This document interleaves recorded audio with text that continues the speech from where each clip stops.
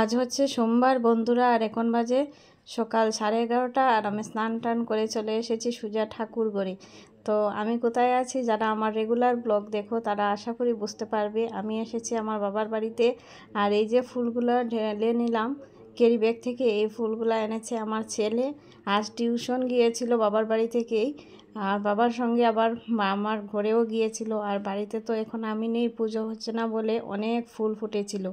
তো আমি বলেছিলাম, আমাকে ফোন করেছিল, তো আমি বলেছিলাম ফুলগুলা তুমি তুলে নিয়ে আসো, এখানে তো পূজা দেব, তো তাহলে সেখানে পুজোতে দিয়ে দেব ফুলগুলো। আর অনেক কটা ফুল পেয়েছে, মাদের বাড়িতেও ফুল আছে, তবে বাড়িতে যখন গিয়েছে তার জন্য ছেলে অনেক ফুল তুলে নিয়ে আসলো।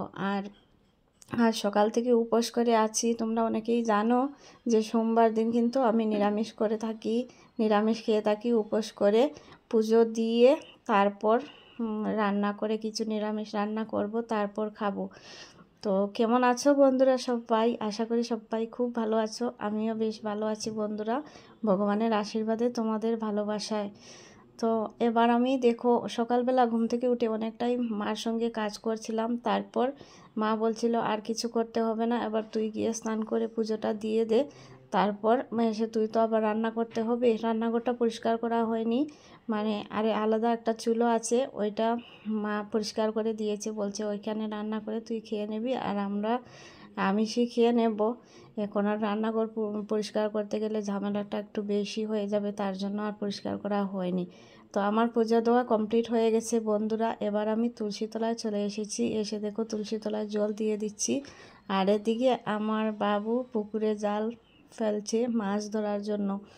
তো আমার ছেলে আবার যদি বাইরে থাকে তাহলে ও আমিষ খেয়ে নেয়, আর ঘরে থাকলে তো আমার সঙ্গে নিরামিষে খেয়ে থাকি, ওর কোনো ধরা মানা নেই আর কি। কিন্তু আমি বাইরে থাকি আর বাড়িতেই থাকি, যেখানেই থাকি না কেন সোমবার কিন্তু আমি নিরামিষ পালন করেই থাকি।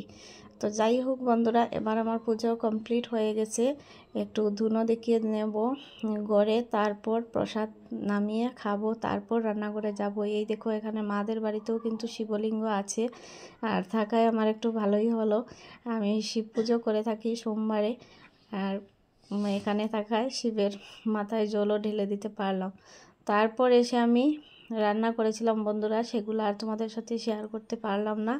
তো কী আর রান্না করব, আমি একা খাবো, তো সবাইকে একটু একটু দেবো। খিচুড়ি রান্না করেছি, তো ওরা তো আর মাছ ধরা হয়েছে পুকুর থেকে, মাছ রান্না হয়েছে খাবে, আর আমি রান্নাঘরের ওই পাশটাতে বসে খাচ্ছি।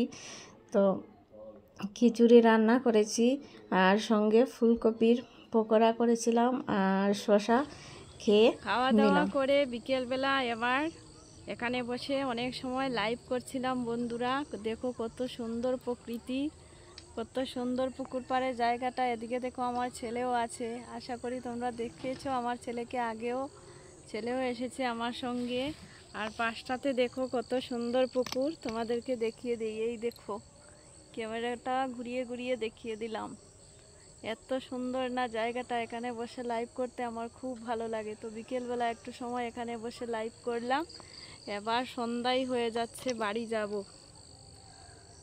তো সারাদিনের টুকটাক কিছু তোমাদের সাথে শেয়ার করলাম বন্ধুরা। দেখতেই পাচ্ছ বাবার বাড়ি এসেছি। তো কেমন লাগলো আজকের ব্লগটা তোমরা অবশ্যই কমেন্টসে জানিও। তো আজকের জন্য টাটা, দেখা হচ্ছে আবার নেক্সট ব্লগে।